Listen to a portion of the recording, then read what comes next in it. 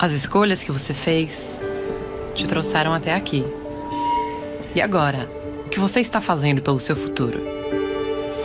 Um futuro com mais emoções e menos preocupações. Com mais certezas do que dúvidas. Onde você escuta mais sim do que não. Onde mais do que planejar, você realiza seus sonhos. Entre o bom e o genial, só existe uma escolha. A sua. Olá, estamos de volta à Conversa com o Zé Márcio. Temos conosco aqui Marcos Pestana, que é o presidente da Instituição Fiscal Independente do Senado. Marcos, tudo bem? Muito obrigado por ter aceito o nosso convite. É um prazer enorme ter você conosco novamente. Zé Márcio, um prazer enorme te rever e estar aí com seus espectadores e acompanhantes aí do mercado financeiro, do setor de economia.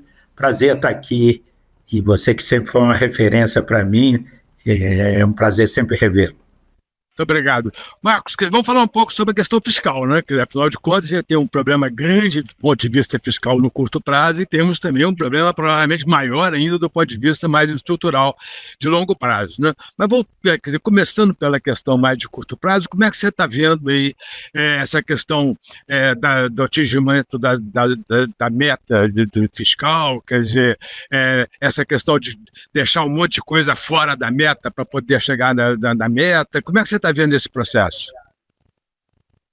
Olha, Zé Márcio, não há dúvida que a questão fiscal é o centro, o calcanhar de Aquiles da economia brasileira, já que o monetário e o cambial estão razoavelmente bem resolvidos, equacionados, até segunda ordem.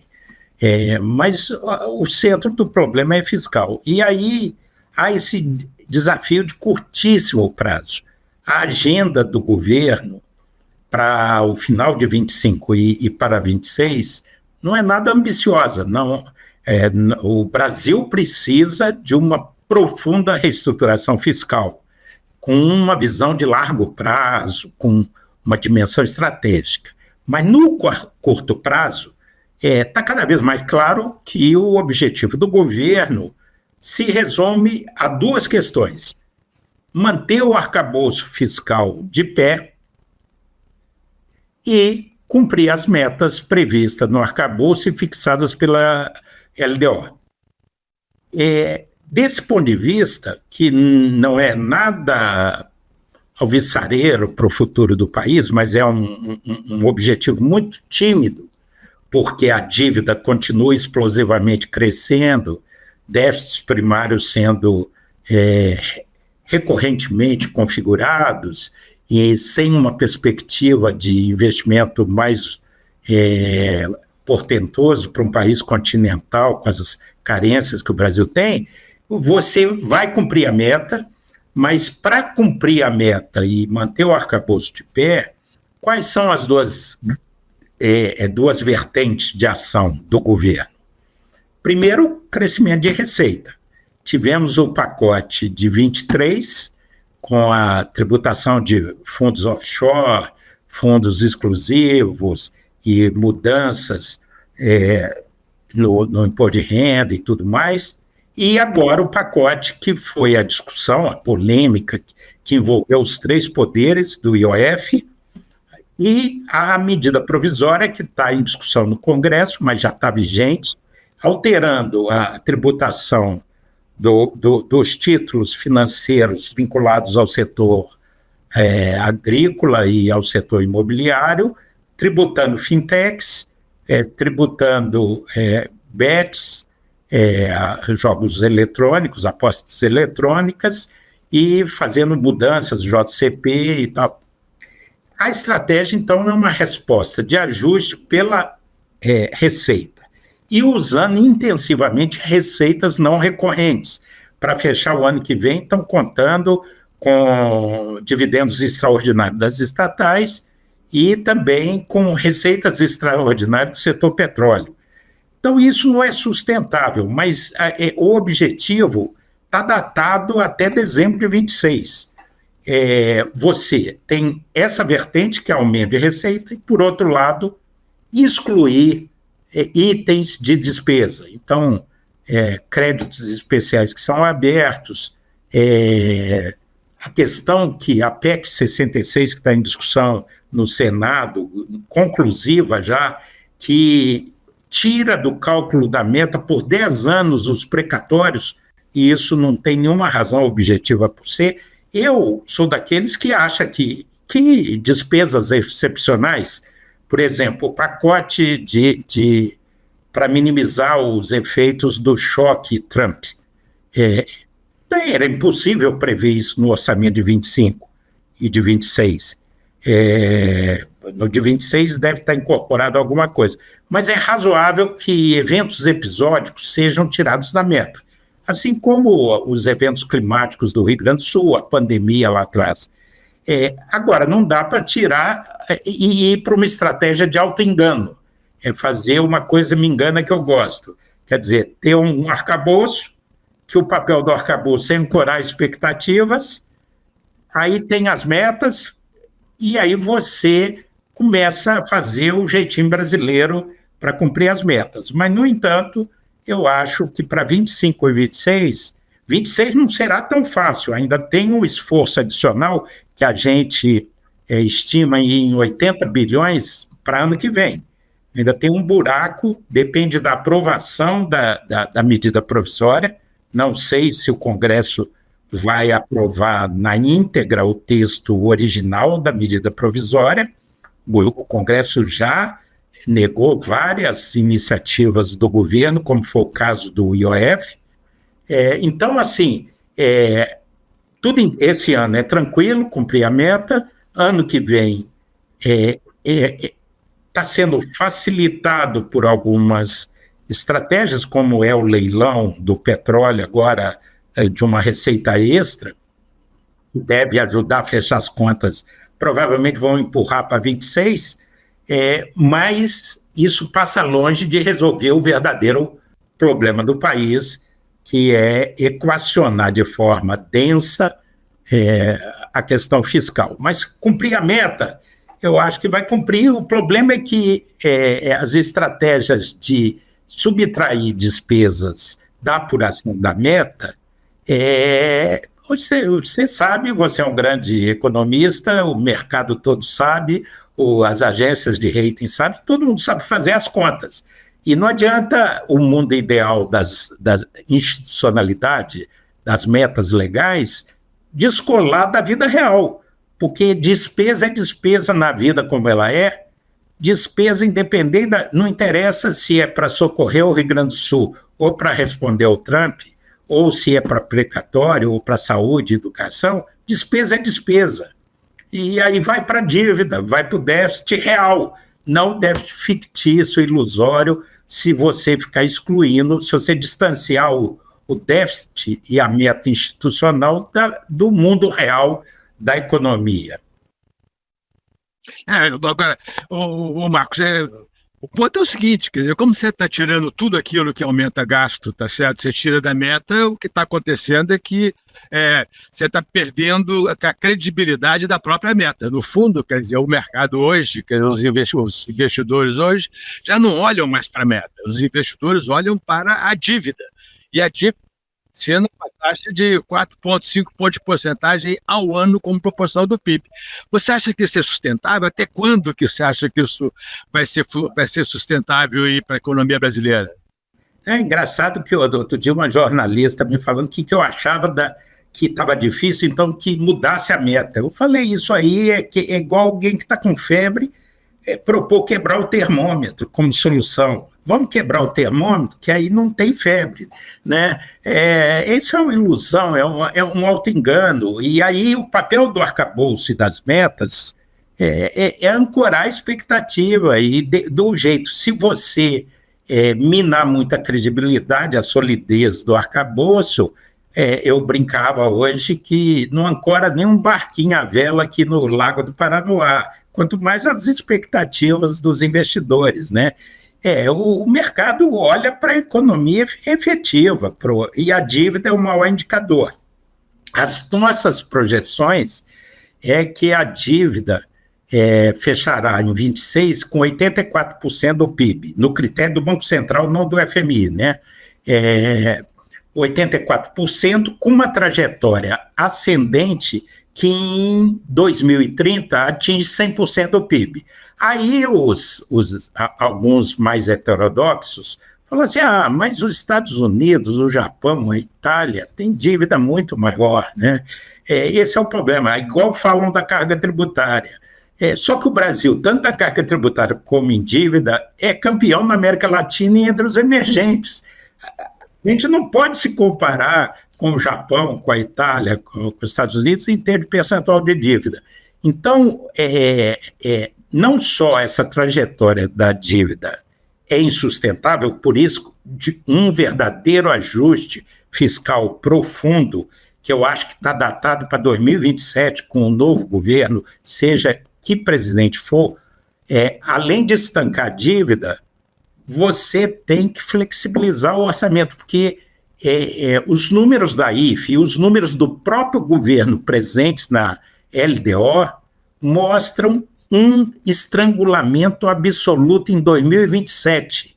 Na LDO, que está em discussão no Congresso, enviada pelo governo, no anexo de metas fiscais está lá, a partir de 27, projetado discricionárias negativas. Isso quer dizer o seguinte, 100% do orçamento vai ser obrigatório. O que fica de fora? O que não vai ter? PAC zero, investimento zero, não vai ter munição para as Forças Armadas, não vai ter gasolina para o IBAMA, para a Polícia Federal, não vai ter água, luz, telefone, não vai conseguir pagar as contas. E parece uma caricatura, mas eu não sei se você viu, o negócio dos radares das rodovias ficou apagado por falta de pagamento.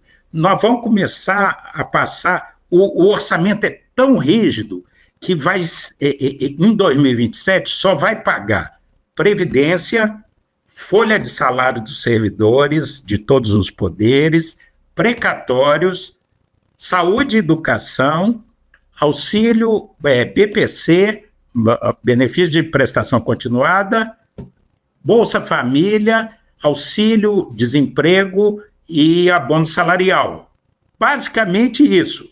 Não vai ter, o presidente da República não vai mandar nada, ele não vai ter um níquel para fazer uma política, para implantar o seu programa eleito em 26, em 27, no marco atual, a margem de manobra do presidente da República é zero. Isso nos números do próprio governo que estão na LDO, isso é gravíssimo. Então é insustentável. Não é, eu costumo, Zé Márcio, citar uma frase eles falam assim, mas não vai fazer ajuste, é muito difícil politicamente, maioria no Congresso, pressão das corporações, dos segmentos. Eu costumo usar a frase do Guimarães Rosa, que eu gosto muito, que o sapo pula, não é por boniteza, é por precisão. Então o sapo vai pular em 2027 por precisão.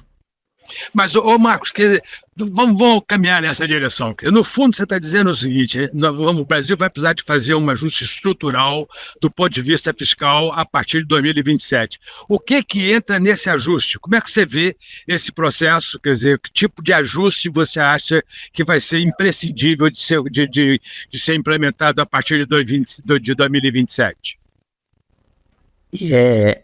Como eu disse, a realidade vai se impor. O futuro presidente, seja o Lula reeleito, seja alguém da oposição, por necessidade vital, por imposição da realidade, vai ter que fazer uma profunda reforma fiscal. E os objetivos dessa reforma, pensando se a gente tiver visão de estadista, se entrar um estadista que pense no Brasil a longo prazo, seriam 3 objetivos. Primeiro, quebrar a rigidez orçamentária. Eu acabei de dizer, 100% das receitas vão ser alocadas para despesas obrigatórias. Então, tem que flexibilizar o orçamento. Tem que estancar a dívida. Na projeção da IFE, considerando um PIB médio nos 10 anos futuros de 2,2 e uma taxa de juros implícita à dívida de 4,5, nós precisamos de um superávit primário de 2,1% do PIB. para estabilizar a dívida. Então, tem que alcançar isso, né? E isso aí nós estamos falando em nada mais, nada menos de 240 bilhões de reais, sendo que nós estamos saindo de uma posição deficitária. E o terceiro objetivo é recuperar a capacidade de investimento em ciência, tecnologia e infraestrutura para mexer com a produtividade. E aí, em vez dos 60 bilhões do PAC, que é o Programa Estratégico de Investimento do Governo, que tende a zero em 27, nos números do próprio governo, nós precisamos de um PAC de 350, 400 bilhões para portos, aeroportos, estradas, ferrovias, projetos de irrigação, saneamento, alavancar PPPs, garantir concessões. Você tem que melhorar o investimento, estancar a dívida e flexibilizar o orçamento. E aí, como é que faz isso? O Armínio costuma dizer, é uma imagem boa, que não é uma bala de prata. As pessoas, às vezes, acham que tem uma única medida. Não, é um conjunto de medidas coordenadas no tempo. Eu espero que o próximo presidente pense em 8 anos. E aí, porque não dá para fazer um ajuste aí, que nós estamos falando em ter mais 300 bilhões de investimento e 250 para estabilizar a dívida, 550 bilhões, um ajuste de 550 bilhões, num orçamento onde as receitas primárias líquidas são 2 trilhões e 300, você não faz da noite para o dia.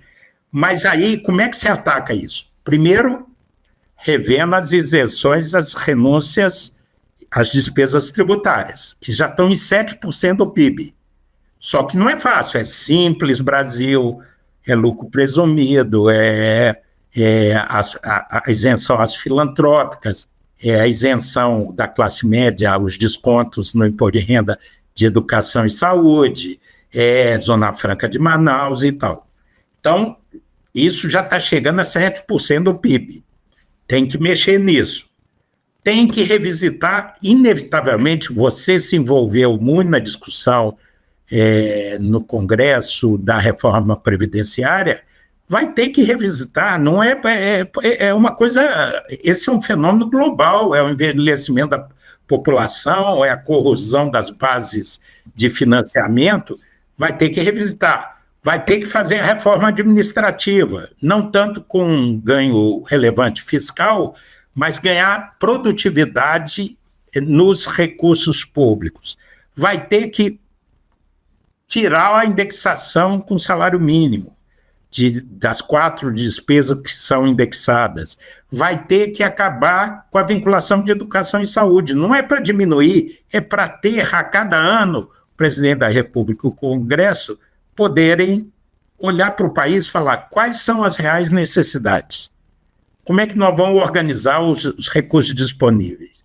Sem amarras. O nosso orçamento público, o orçamento da União, é o mais engessado do mundo, não há precedente, nenhum registro em nenhum país, em nenhuma época, de um orçamento que vai chegar ao contrassenso de ser 100% obrigatório, pré-fixado em 2027. Na verdade, Marcos, quer dizer, 60%, mais de quase 70% dos gastos são políticas sociais, né? Quer dizer, sociais em geral, né? Quer dizer, Previdência, Bolsa Família, BPC, tá certo? Se você somar tudo isso, dá aproximadamente quase 70% do orçamento, tá certo? Do orçamento em geral. Então, o ponto é o seguinte, quer dizer, apesar disso, quer dizer, a gente ainda tem uma sociedade com muita pobreza, tá certo? Isso e com muita desigualdade. Na verdade, quer dizer, na minha avaliação, acho que isso é um sinal de que a política social brasileira é muito ineficiente, porque a gente gasta muito dinheiro e tem muito pouco efeito, na verdade, né? Quer dizer, eu acho que isso seria muito importante entrar nessa estratégia aí das mudanças estruturais para os próximos anos. O que você acha? Tem que ter coragem. Você estudou o mercado de trabalho, a dinâmica do mercado de trabalho, as políticas sociais, você conhece por dentro, e a gente não tem coragem de mexer nisso. Você mesmo e outros especialistas já indicaram, quer dizer, eu já vi muita gente da área de política social falar que o abono salarial não é uma boa política pública, que o efeito... Mas isso eu ouço tem uns 15 anos, eu não sou especialista em política, em mercado de trabalho e política social, mas eu ouço, eu acho que eu já te ouvi falar isso e outros, mas só que Spender Reviews é bom no papel, mas assim, não há uma revisão, uma avaliação da eficácia. E aí eu estava vendo outro dia uma notícia que o Brasil está caindo no ranking de rendas per capita. Paulatinamente, consistente, nós vamos entrar na metade mais pobre. Alguma coisa está errada, porque nós construímos nosso estado de bem-estar social fora do contexto do pós-guerra, onde foram construídos os estados de bem-estar. Então, é um welfare state retardatário. E aí, desde do governo que eu participei, do governo Fernando Henrique, veio sendo construído essa rede de proteção social. Só que o efeito tem que ter coragem de repensar. Como é que pode a gente ocupar quase todo o orçamento com transferência de renda e os outros países estarem tendo mais êxito na superação da pobreza do que a gente? Então, alguma coisa está errada, porque a gente não está mexendo com produtividade, que é o seu campo seu foco de especialidade que você já escreveu tanto, né? Quer dizer, o IBGE já nos avisou que a partir de 2042 a população vai cair. Então, vai ser menos gente produzindo num país onde nunca foi abundante capital. Então, os fatores não são abundantes, um vai ser cadente. Como é que vai superar a renda média, construir um país desenvolvido, sem ganho de produtividade? E ganho de produtividade é infraestrutura, educação de qualidade e ciência e tecnologia. E como é que o pessoal sai do ensino médio sem saber decifrar um texto, sem fazer as contas básicas? Como é que vai lidar com robótica, inteligência artificial e... quer dizer, o país precisa de uma saculejada, mas aí não é com essa visão curto-prazista, nem com essa discussão pequena do que eu brinquei com você antes, do bolero do João Bosco com Aldir Blanc, do 2 para lá, 2 para cá. Fica, às vezes, o mercado se perde assim, vai cumprir a meta. Não, eles estão falando que o superávit vai ser 5, mas nós estamos projetando 12 negativos. E isso é importante cumprir meta, é importante corrigir, mas tem que ter uma visão muito mais ambiciosa. Isso é muito pouco para o Brasil, né? Eu sempre comparo com a Coreia do Sul, quer dizer, era mais pobre que a gente em 1980, hoje a nossa renda per capita é 3 vezes menos, mais do que 3 vezes menos do que a Coreia do Sul. Daqui a 40 anos, o Vietnã vai nos passar, porque eu telefonei para o Samuel Pessoa, eu li na Conjuntura Econômica um texto do Samuel sobre produtividade, aí lá nos últimos parágrafos vinha assim, porque no sistema de avaliação internacional da qualidade do ensino, os 10% melhores brasileiros ficaram atrás dos 10% piores vietnamitas. Eu não dormi com aquilo, aí eu fiz contato com o Samuel, eu falei, Samuel, eu confio em você, no rigor, que você faz suas coisas. Não é possível isso, que os 10% piores vietnamitas são melhor que os nossos 10% melhores. Ele falou, não, infelizmente é verdade. Então, assim, nós perdemos o fio da meada, aquele país que era o país do futuro, o país dos milagres econômicos, que veio de 30 e pós-guerra até 80, bombando, comparado só ao Japão, embora o Edmar Baixa tenha revisto um pouco as séries de projeção do PIB, né? Mas, de qualquer jeito, foi um espetáculo de crescimento. Só que chegou em 80, a gente começou a patinar na hiperinflação, crise cambial, crise política e tal, e fizemos uma Constituição cidadã, mas que foi crescendo, os direitos foram crescendo sem financiamento sustentável, né? Agora, o Marcos, quer dizer, tem duas coisas que eu acho que são fundamentais e que, realmente cada vez a gente fala menos disso.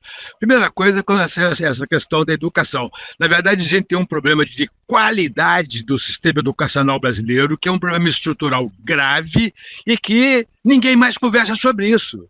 Tá certo? Isso teve uma época que começou-se a falar um pouco e tal, e acabou.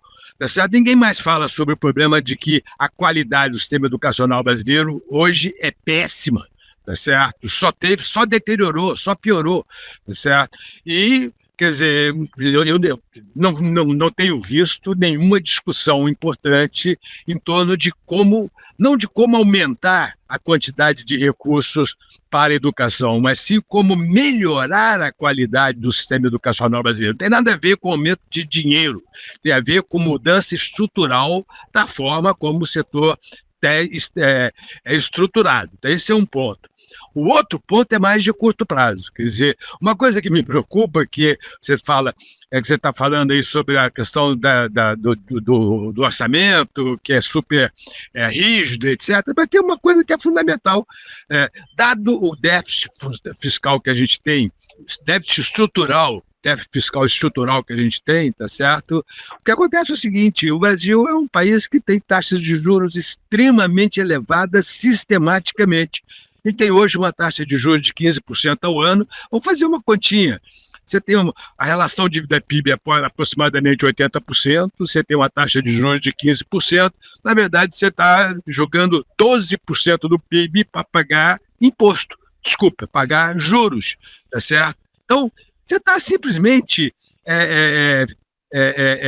jogando, utilizando uma parte substancial das suas receitas para financiar a dívida que foi criada pelo fato de que você teve um processo de déficit fiscal sistemático crescente nos últimos anos.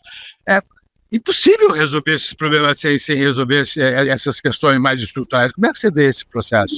Tem um problema teórico, cultural quase. Eu discuti outro dia com um ótimo deputado, mas que tem uma visão mais heterodoxa. Precisa pacificar isso, porque se trata juros como sendo a causa e quando é consequência. Quer dizer, vamos lembrar, eu dizia a esse querido deputado que insiste muito na questão que diz que a gente só discute primário e deixa de ver a despesa financeira. Mas eu falei, mas isso é consequência, e usei como evidência empírica a experiência brasileira. Quando o governo Temer fez o teto de gastos, o Banco Central conseguiu levar a Selic para o menor nível da sua história, 2,5%, mas é porque o teto de gastos ancorou solidamente as expectativas. Então, tinha um horizonte de uma verdadeira reestruturação fiscal. Então, na cultura, e eu conheço bem, porque eu já frequentei esses segmentos, assim, a cultura da esquerda, a esquerda tende a ver, quer dizer, é o problema da Faria Lima, é o problema do mercado financeiro que pressiona e quer, e que o Banco Central é conivente. É como se a taxa de juros fosse uma maldade do presidente do Banco Central. Ele acorda no dia da reunião do Copom, na hora que ele está fazendo a barba, ele olha no espelho e fala assim: como é que eu vou bagunçar a vida das pessoas? Como é que eu posso fazer crueldades? Aí vai para a reunião do Copom e determina o aumento da taxa da Selic. Isso é uma bobagem, quer dizer, porque aí tem um trade-off, assim, é um círculo vicioso isso. Você tem juro alto porque tem déficit fiscal, e aí o déficit fiscal fica pior porque tem juro alto. E aí tem que quebrar esse troço. E como é que quebra? É com uma reestruturação fiscal, uma coisa sólida, crível e tal. Quanto à educação, tem muita gente que discute, mas você foi professor, eu fui professor, mas não sou especialista em educação, tenho muitos amigos especialistas. Mas o que eu ouço não me convence, porque na nossa geração a gente saía da escola sabendo fazer conta. Aí é muito. Eu posso falar aqui bobagens, mas eu acho.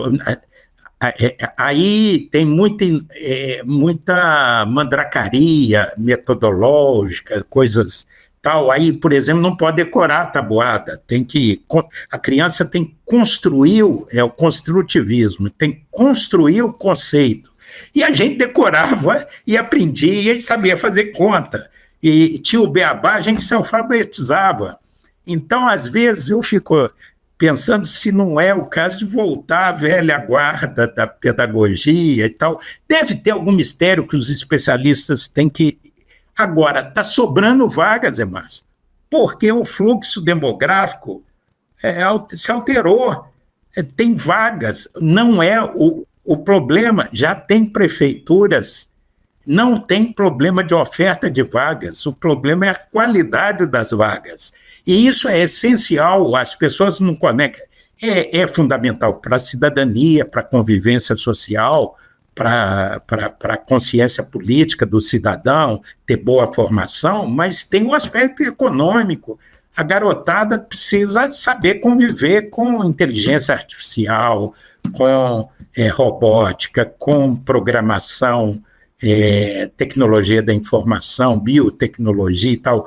Como é que se não sabe nem o básico do básico do básico, não tem formação técnica e tal? Eu vi um gráfico outro dia, a China é campeã, 40% dos formandos é na área de química, física, engenharia e tal, e a gente fica formando advogado, daqui a pouco todo mundo vai se autodefender, porque vai todo mundo ser advogado. Não vai precisar, não tem mercado, os escritórios vão fechar, porque é tanta produção de advogado, aí psicólogo, coisas que o mercado de trabalho já está saturado, né? Até médicos, nós vamos ter uma produção de médicos, independente da qualidade, maior que os Estados Unidos, a proporção médicos 100 mil habitantes, dado a expansão veloz de faculdades de medicina. Então, assim, mas para interferir na produtividade da economia brasileira, tinha que estar formando químico, físico, biólogo, engenheiro e tal.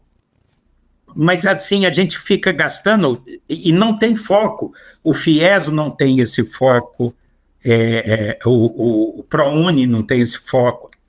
Você não induz. E aí vem os coreanos, chineses, os vietnamitas, com tudo, e nós vamos perder o rumo, né? Vamos produzir commodity, ser um país de renda média e gastar muito em Bolsa Família, em benefício de prestação continuada, mas não vamos ser mais o sonho. Eu escrevi meu artigo que eu publico amanhã na minha coluna semanal, na Imprensa Mineira e no Congresso FOC, que eu evoco a figura que o Celso Furtado até fez o livro, né, Fantasia Organizada. Está faltando uma fantasia organizada que nos devolva a noção de nação e a esperança no futuro. A gente está mediocrizando o horizonte do Brasil, né? E falta alguma coisa, pensamento, essa coisa que a gente falou da transferência. Por que uma ampla transferência de renda por décadas não está resolvendo o problema da pobreza, e nós estamos ficando para trás, né? Enquanto a Coreia entrou no mundo desenvolvido, nós ficamos amassando barro e com modelo de Estado transferidor de renda e que não é eficaz para lançar o país. Aí é isso, montanha-russa no PIB, com um desempenho médio de voo de galinha, né, desde 1980. E aí o futuro não é muito promissor. Na verdade, Marcos, a minha avaliação é que o grande problema é que essas políticas todas de transferência de renda, e eu, modéstia à parte, fiz parte dessa coisa aí, dessa questão aí, hoje eu sou um crítico mordaz para esse conjunto de políticas de transferência de renda, porque, na verdade, o que acontece é que esse tipo de política acaba gerando os incentivos errados para a população. Esse é que é o ponto. A população acaba vivendo da transferência e realmente lutando pela transferência. E isso é um problema, porque, quer dizer, sem você ter o incentivo correto que faça com que as pessoas realmente busquem a melhoria, o ganho de produtividade, não vai acontecer, tá certo? Esse é o grande problema. Eu acho que isso tem um problema aí. Nós entramos nesse beco aí que precisamos de sair. Esse que é o ponto importante. Marcos, muito obrigado por ter aceito o nosso convite. Você ia falar? Pode falar. Não, é essa coisa da indução, né, da coisa. O Bolsa Família era um sucesso internacional premiado. Aí, por razões outras, aí triplicaram o valor, sem nenhum critério rigoroso, com impacto fiscal enorme.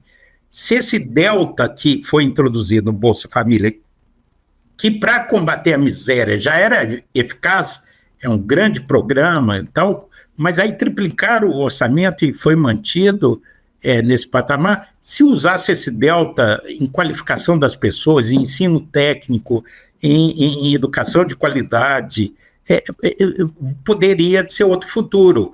Sem falar, aí é a coisa caricatural, mas não é irrelevante, é um negócio, o quanto dessa renda vai para as apostas, as bets, né, que é uma coisa que vai virar uma doença nacional. Eu acho que o imposto do pecado tinha que ser muito rigoroso, porque os meus amigos do SUS me dizem que a saúde mental está sendo sobrecarregada com esse negócio, está gerando um endividamento pessoal e familiar com essa jogatina, esse cassino a céu aberto. Enfim, tem que ter políticas que induzam, mas fundamentalmente, Zé Márcio, a fórmula do sucesso, e não tem novidade nenhuma nisso, ideias organizadas e liderança. Temos que ter um conjunto de ideias organizadas sobre o país e liderança que tire as ideias do papel. Perfeito, Marcos. Muito obrigado por participar dessa conversa. É um prazer enorme. Muito boa a conversa aqui. Muito obrigado, Marcos. Um abraço. Um abraço. Até uma próxima. Até uma próxima.